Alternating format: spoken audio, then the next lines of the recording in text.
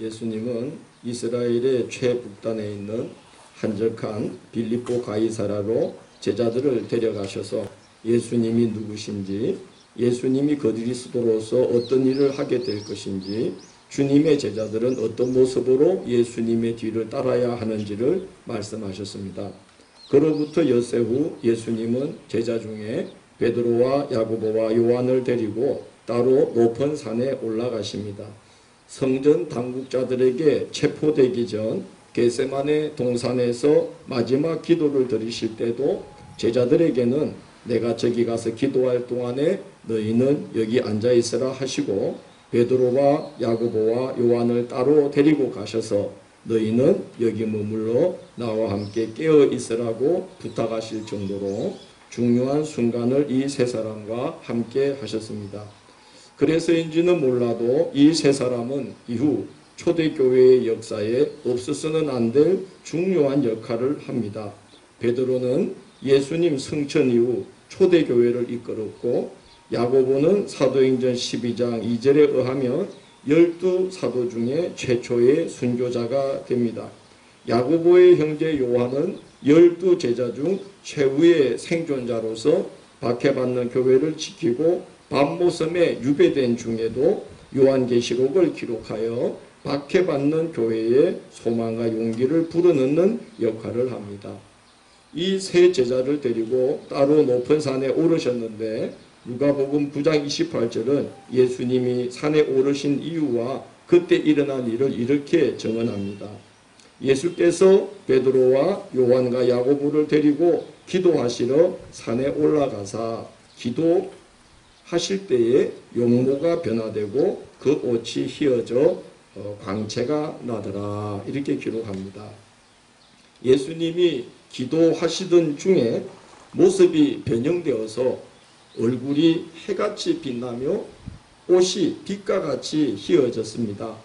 마태복음 9장 3절에는 세상에서 빨래하는 자가 그렇게 희게 할 수 없을 만큼 매우 휘어졌더라고 기록되어 있습니다. 육신에 가려져 있던 신성을 제자들 앞에서 드러내신 것입니다.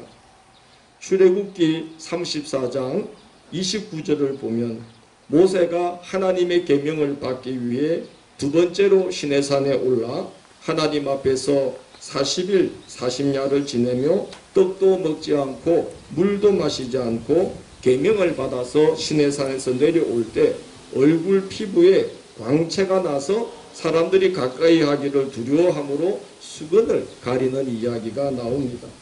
하나님께 말하러 들어갈 때는 수건을 벗고 사람들 앞에 말하러 나올 때는 수건을 얼굴로 가려야만 했습니다. 식음을 전폐하고 하나님 앞에 40일간 머물렀던 모세는 그의 얼굴이 하나님의 영광의 광채를 반사하고 있었던 것입니다. 사람들이 두려워할 뿐만 아니라 하나님께 돌려야 될 마음이 모세의 얼굴의 광채에 돌려졌기 때문에 모세는 수건으로 얼굴을 가려야만 했던 것입니다. 그런데 예수님에게서 발현된 하나님의 영광의 광채는 얼마나 빛났던지 옷으로도 가려질 수 없을 정도였습니다. 그래서 옷이 빛과 같이 휘어졌고 세상에서 빨래하는 자가 그렇게 희게 할 수 없을 만큼 휘어진 것입니다. 오늘 본문 2절을 보면 그들 앞에서 변형대사라고 기록되어 있습니다. 제자들에게, 그들 앞에서 변형되셨다는 말은 제자들에게 매우 중요한 어떤 사실을 보여주기 위해서 변모하셨다는 겁니다.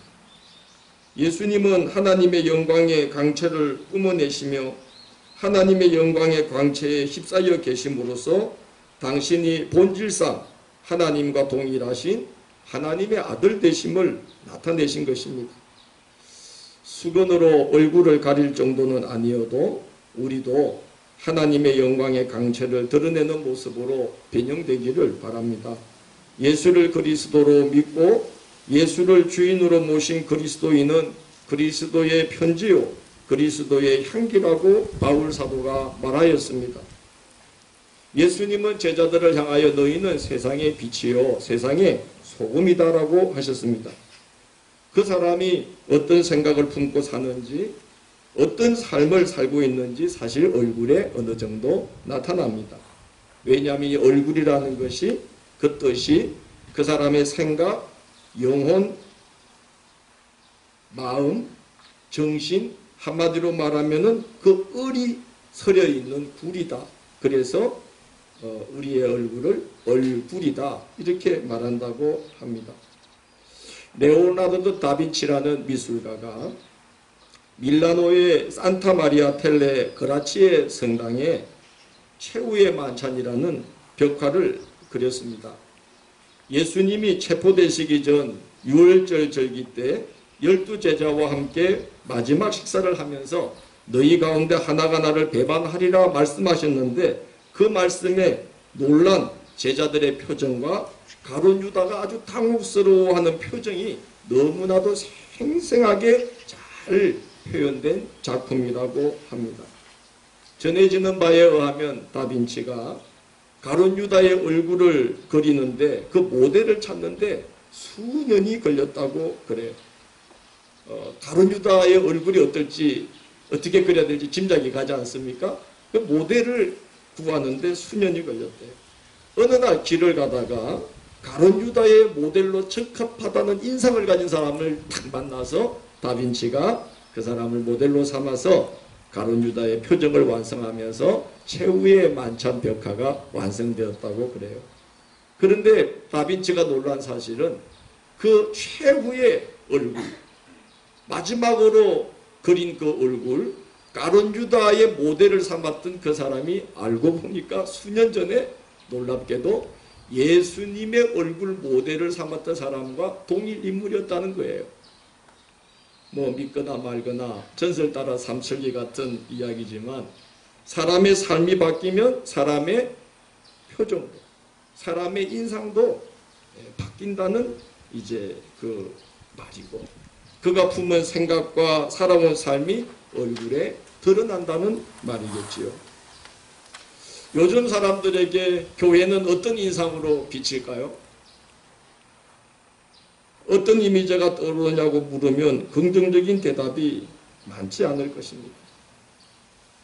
정말 오늘 권지사님 기도처럼 우리 교회가 설 자리를 자꾸 잃어가는, 예배도 편한 마음으로 드리기 어려워지는 이런 사회의 인상, 사회에 비치는 교회의 인상이 너무 부정적으로 이렇게 가고 있어요. 물론 코로나로 인해서 좋지 않은 이미지로 각인되어 버린 영향도 있지만 이건 그동안 교회들이 보여주었던 자기중심적이고 이기적인 모습들, 교회 구성원들의 도덕적 해이와 타락으로 인해서 그동안 교회를 향해 이 사회가 쌓였던 실망감과 분노가 코로나 사태를 정점으로 해서 폭발한 것이 아닐까, 저는 그렇게 생각합니다.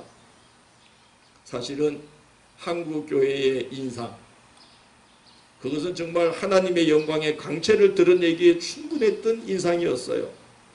근데 개화기에는 병원과 교회를 지은 것만이 아니라 병원과 학교를 세우고 빈곤 퇴치 운동에 앞장섰습니다. 산업사회로 진입하면서는 고향을 떠나 도시로 나간 사람들에게 고향을 대신하는 공동체가 되어 주었어요. 군사 독재 시대에는 민주화 운동의 산실이 되었습니다. 교회는 그동안 한국 교회는 하나님의 영광의 광채를 드러낼 만한 인상을 가지고 있었던 겁니다.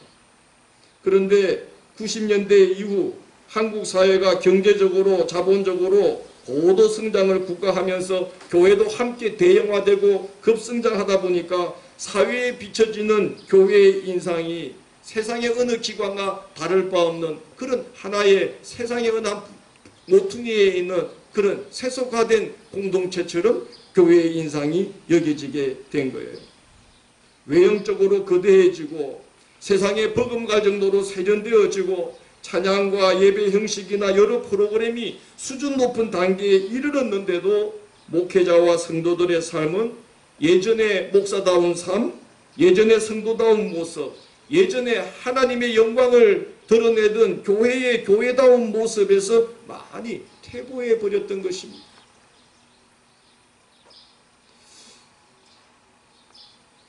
코로나 사태는 교회의 위기이기도 하지만 한국교회가 다시 거듭날 수 있는 귀한 기회라고 생각이 됩니다. 하나님의 말씀으로 이제 다시 돌아가고 기도하는 교회로 다시 거듭나고 선한 일에 목마름과 갈급함을 지닌 교회로 다시 세워져야만 합니다. 예수 그리스도를 품고 예수 그리스도를 바라보고 그의 십자가를 가슴에 품고 그가 십자가 지신 자리에 교회도 함께 서고 그러면 우리에게서 다시 하나님의 영광의 강체가 드러나게 될 것이고 교회는 그리스도의 편지요 그리스도의 향기로 이 사회에 좋은 인상으로 다시 회복될 거라고 저는 믿습니다. 그런다고 해서 그동안 훼손되어 버린 한국교회의 인상이 당장에 바뀌지는 못하겠지만 우리 한 사람 한 사람이 한 교회 한 교회가 그렇게 변화되어 가면 반드시 세상 사람들이 바라보는 교회의 인상은 하나님의 영광의 광채에 휩싸여 있는 예수님을 닮은 하나님을 드러내는 그런 교회로 반드시 시간이 흐르면서 다시 회복될 거라고 저는 믿어요. 우리 함양제일교회가 그런 모습에 1등으로 앞장서가는 그렇게 변해가는 이 세상 앞에서 변형되는 새롭게 다시 변형되는 예수님처럼 닮아가는 그런 교회로 1등으로 쓰임받기를 원합니다. 그래서 교회 이름이 함양 반응을 안 하실 줄 알았습니다.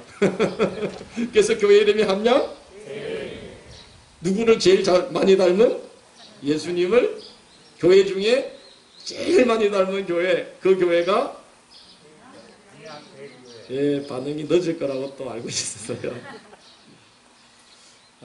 예수님이 그들 앞에서 변형되사 그 속에 있는 신성을 나타내셔서 하나님의 영광의 강조에 휩싸인 모습을 보여줬거든요. 이제 이 땅의 교회도 이 세상 앞에서 그들 앞에서 변형되어야 될 시기가 되지 않았나.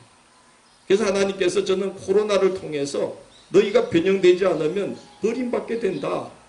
이 사회에 애물단지 된다. 하고 아주 코로나를 통해서 우리를 재촉하고 계신 게 아닐까. 그동안의 모습으로는 이제 안 된다. 옛날의 영광과 신성을 드러내었던 교회의 옛 인상을 다시 회복해야 된다. 그렇게 하나님이 코로나를 통해서 우리에게 깨달음을 주시는 게 아닌가. 저는 그렇게 생각하고 있습니다. 예수님이 해같이 빛나는 모습으로 변형될 때 제자들이 얼마나 놀랐겠습니까? 하나님의 아들 되신 영광을 본 것입니다.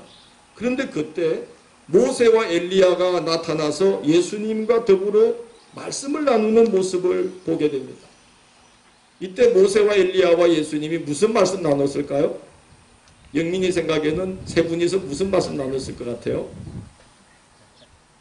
모르겠어요? 누가복음 9장 30절에서 31절을 보면 이때 대화의 내용을 이렇게 기록해 놨어요. 문득 두 사람이 예수와 함께 말하니 이는 모세와 엘리야라. 영광 중에 나타나서 장차 예수께서 예루살렘에서 별세하실 것을 말씀하실세. 그러면 세 분이서 무슨 이야기를 나눈 거죠? 예수님이 십자가 지실 것에 대해서 말씀을 나눴던 거예요. 모세는 율법을 대표하는 인물이고 엘리야는 예언자를 대표하는 인물입니다. 율법과 예언은 구약 성경의 대표적인 두 기둥이고 그때까지의 신앙 세계가 율법서와 예언서에 총망라되어 있습니다. 예수님이 율법과 예언을 대표하는 모세와 엘리야와 더불어 말씀을 나눈 것은 예수님이 율법과 예언을 완성하신 그리스도가 되심을 나타내신 것입니다. 그리고 그리스도의 사역의 정점이 십자가라는 것, 그리스도께서 십자가를 지실 때에 율법과 예언자들을 통해 하나님께서 나타내시고 약속하신 구원의 역사가 완성된다는 것을 드러내시기 위해 예수님은 제자들이 보는 앞에서 모세와 엘리야와 더불어 십자가 지실 것에 대해 말씀을 나눴던 거예요. 그러나 베드로와 야고보와 요한은 그 광경을 보면서도 예수님이 뜻하신 바를 제대로 볼 수 없었습니다. 육의 눈을 떴지만은 영의 눈을 뜨지 못한 탓일 것입니다. 그래서 베드로가 우리가 여기 있는 것이 좋사오니 만일 주께서 원하시면 여기서 초막셋을 짓되 하나는 주를 위하여 하나는 모세를 위하여 하나는 엘리야를 위하여 하리이다 하고 예수님께 요청합니다. 마가복음과 누가복음을 보면 이때 베드로는 그런 말을 하면서도 자기가 무슨 말을 하고 있는지조차 모를 정도였다고 이야기하고 있습니다. 그러나 그런 황홀경에 거하는 것이 주님께서 원하시는 일이었다면 예수님은 하늘 보좌를 버리시고 이 땅으로 십자가 지는 자리로 오지 않으셨을 것입니다. 예수님은 모세와 엘리야와 더불어 십자가 지실 것을 말씀하고 계셨는데 베드로는 여기 있는 것이 좋사오니 이곳에 초막을 짓고 눌러 앉읍시다 하고 요청한 것입니다. 우리가 신앙의 여정을 걷다 보면 말씀과 말씀 묵상하고 기도하고 찬양하고 예배를 드릴 때에 은혜의 세계가 열리고 은혜에 깊이 잠길 때가 있습니다. 너무 좋지요. 여러분 기도가 열려서 기도를 하는데 자기가 지금 어디 있는지 잊어버리고 시간이 얼마나 갔는지 잊어버리고 그렇게 기도에 몰입할 수 있는 기도가 열리기를 축원합니다. 찬송도 있잖아요. 나와 세상은 간 곳 없고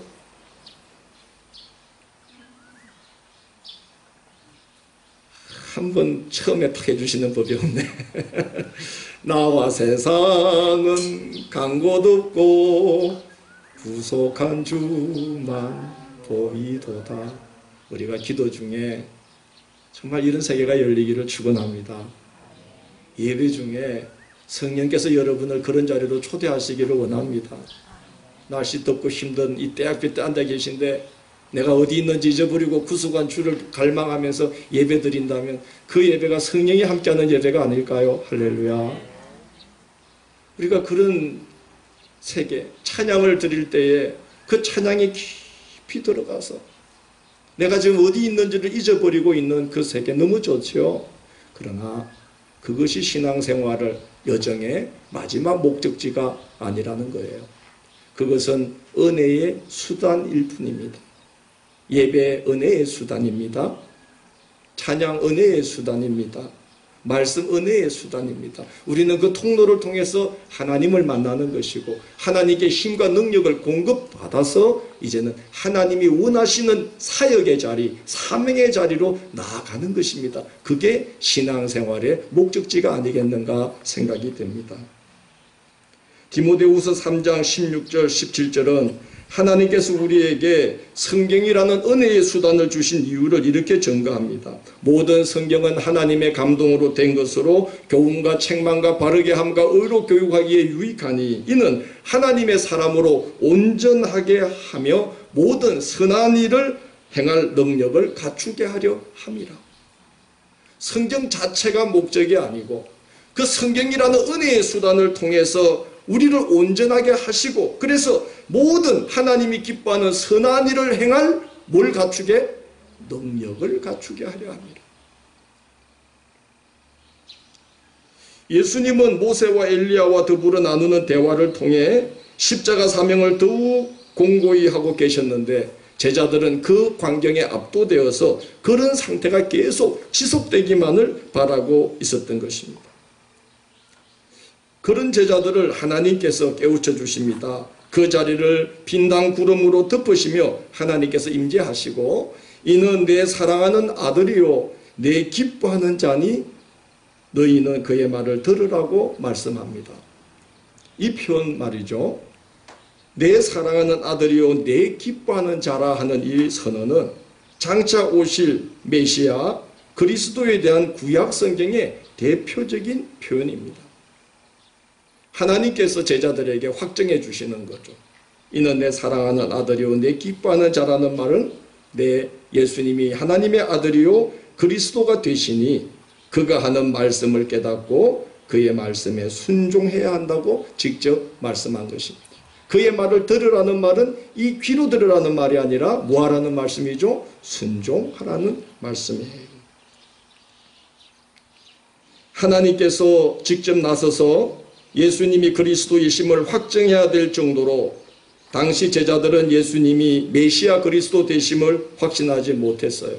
그래서 예수님이 제자들에게 너희가 본 것을 인자가 3일 만에 다시 살아나기 전에는 절대로 말하지 말아라. 이 제자들도 그리스도가 무슨 일을 해야 될지를 제대로 모르고 있는 중에 이 신비로운 광경을 본 것을 말하면 사람들이 그리스도의 하실 일에 대해서 오해를 한다는 거죠. 십자가 지는 이것이 그리스도의 가장 중요한 사역이라는 것을 알지 못하기 때문에 너희는 지금 본 것을 내가 부활하기까지는 말하지 말아라. 이렇게 말씀을 합니다. 제자들이 예수님께 묻습니다. 그리스도가 오시기 전에 엘리야가 먼저 와야 한다고 서기관들이 말하지 않았습니까? 당신이 그리스도라면 엘리야가 벌써 와야 하는 것 아닙니까? 하는 말을 한 것입니다. 서기관들이 그렇게 가르친 이유는 구약의 마지막 선지자 말라기가 마지막으로 선포하기를 보라 여호와의 크고 두려운 날이 이르기 전에 내가 선지자 엘리야를 너희에게 보내리니 그가 아버지의 마음을 자녀에게로 돌이키고 자녀들의 마음을 그들의 아버지에게로 돌이키게 하리라고 예언했기 때문에 엘리야가 와야 되지 않습니까? 하고 물은 것입니다. 예수님은 맞다. 엘리야가 먼저 와야 할 것인데 사실은 이미 왔다. 그러나 사람들이 그를 알아보지 못하고 임으로 대우했느니라.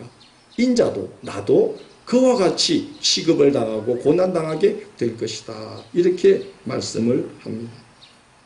제자들을 비롯해서 당시에 이스라엘 백성들은 그리스도가 나타나서 활동하기 전에 아합 시대에 활동했던 그 엘리야가 올 거라고 생각을 했어요.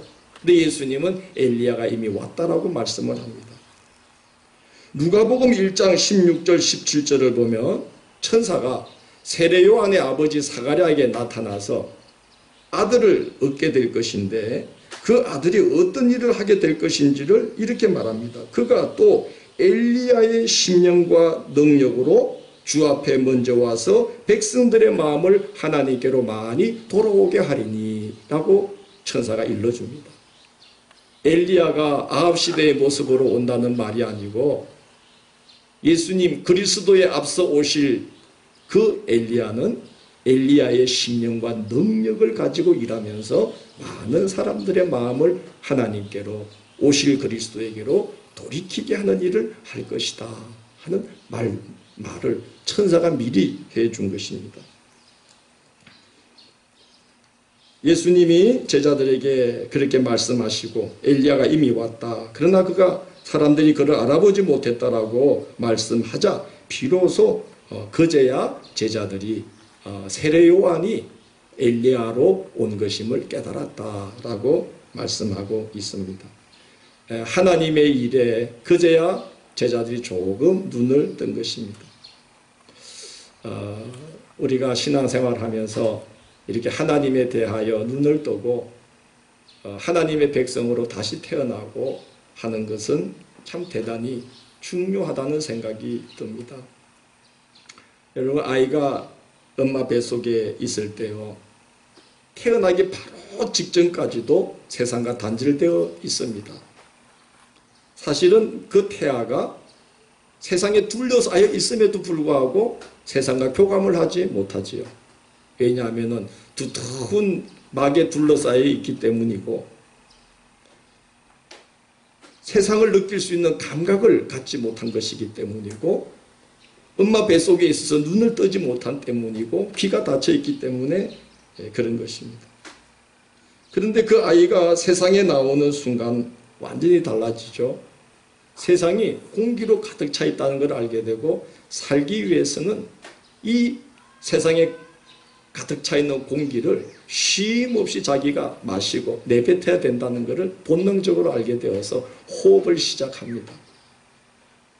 그리고 자기가 이렇게 몸의 감각이 열려서 세상에 에워싸여 있다는 걸 알고 세상과 반응을 시작하죠. 그리고 눈을 뜨잖아요. 그래서 너무나 다양한 것에 자기가 에워싸여 있고 세상이 너무 다채롭다는 것을 보게 되지요. 그리고 귀가 열려서 수많은 소리가 그 아기에게 밀려 들어오면서 세계와 교류를 하게 됩니다.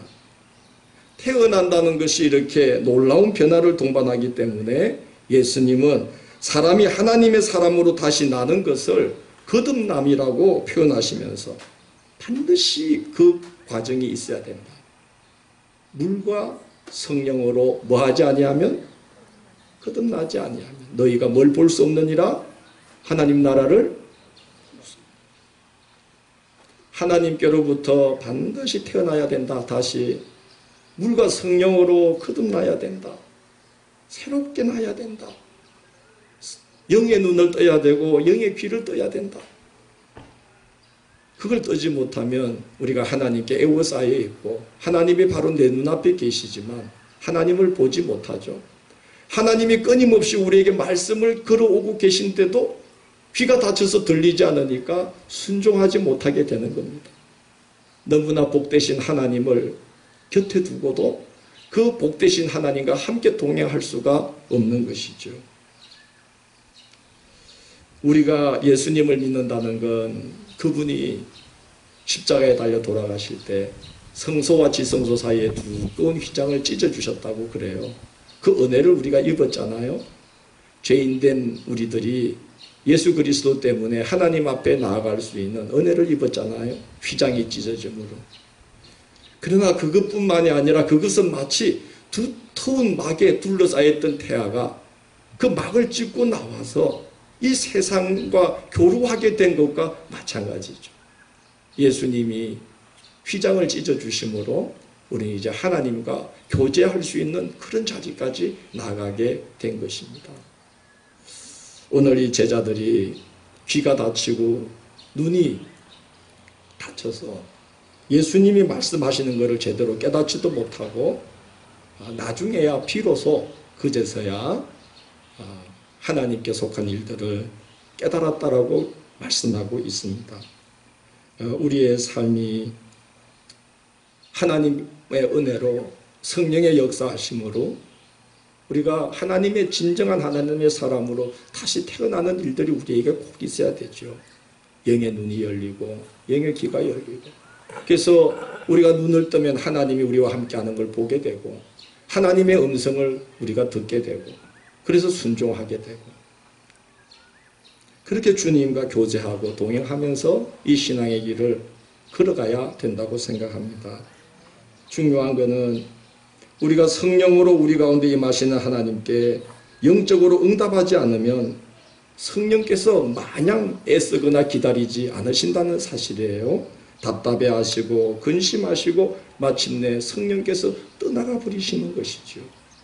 하나님의 영이 성전 가운데서 떠나갔을 때에 이스라엘에 어떤 일이 일어난지를 우리는 잘 압니다. 하나님의 보호하심이 떠나면서 이스라엘은 무너지고 말았죠.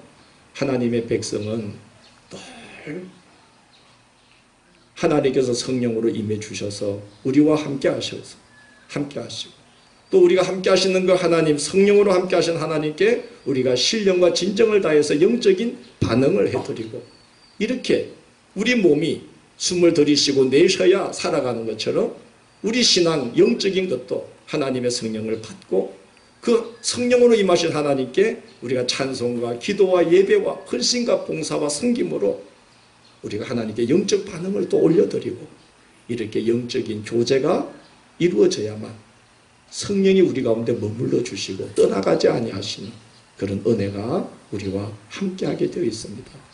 기억하셔야 됩니다. 성령이 마냥 머물러 계시지 않고 마음의 문을 닫고 있는데 눈을 뜨려고 하지 않는데 귀를 열려고 하지 않는데 성령께서 그걸 열게 하시려고 마냥 애쓰지만은 않는다는 것을 우리는 알아야 됩니다.